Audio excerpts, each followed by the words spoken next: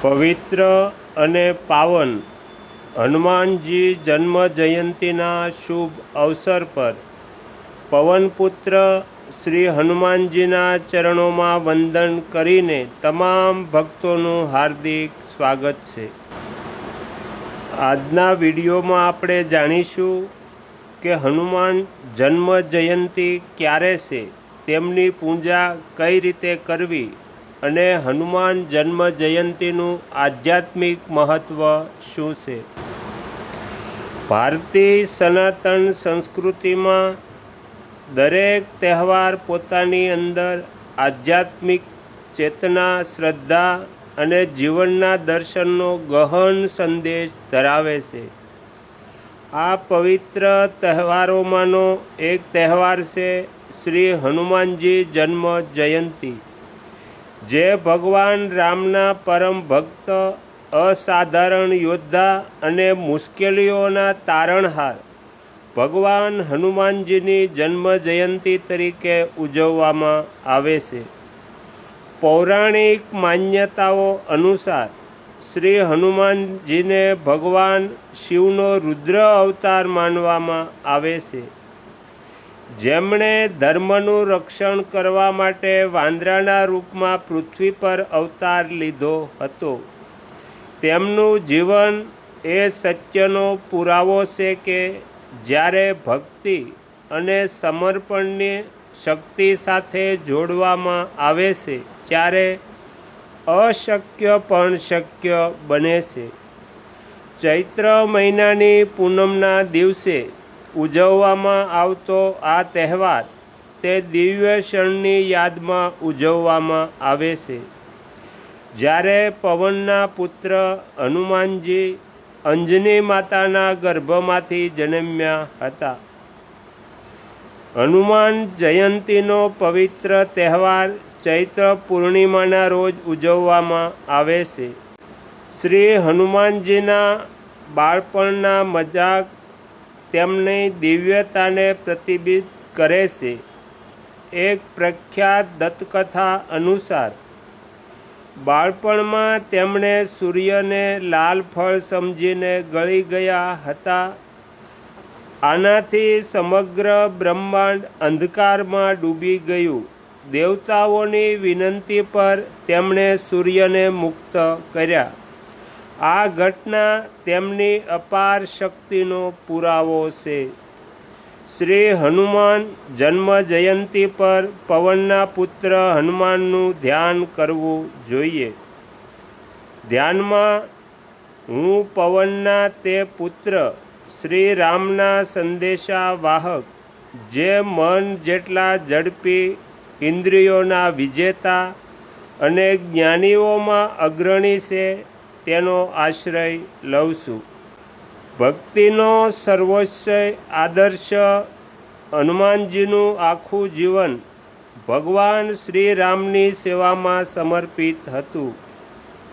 તેમના માટે શક્તિ, જ્ઞાન અને સિદ્ધિઓ ફક્ત સાધન હતા। તેમનો મુખ્ય ઉદ્દેશ્ય ભગવાનની સેવા કરવાનો હતો।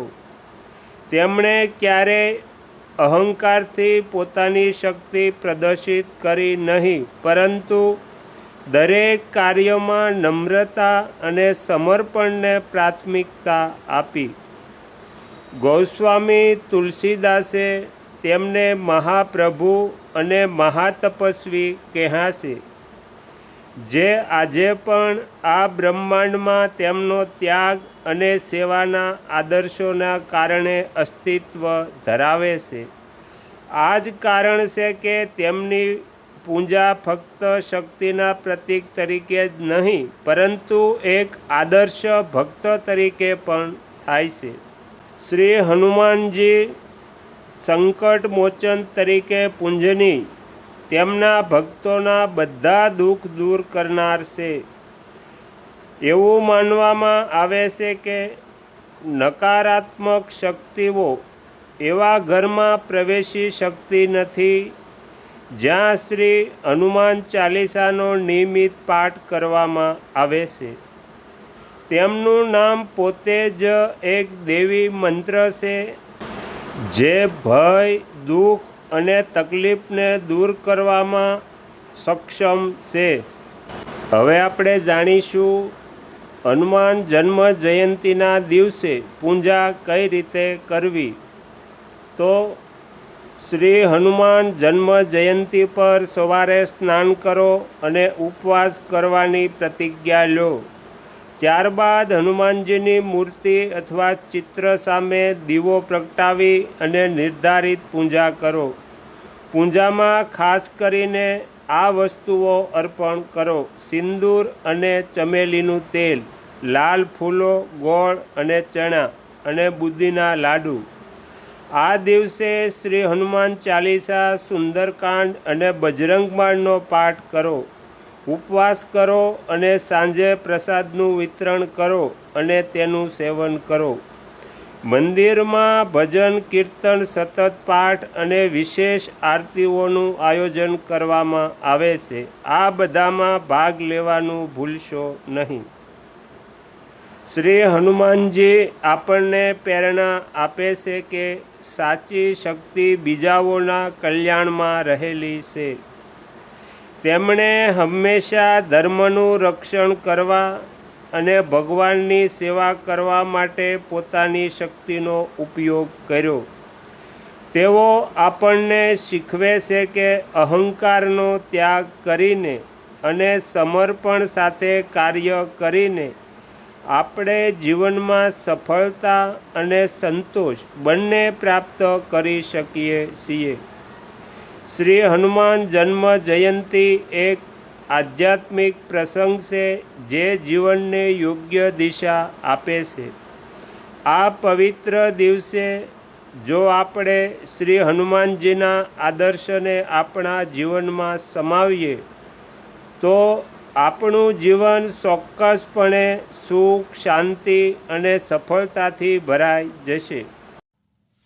આગળના વિડીયો જોવા માટે આ ચેનલને સબસ્ક્રાઈબ કરો અને જો આ વિડીયો પસંદ આવ્યો હોય તો લાઈક કરો.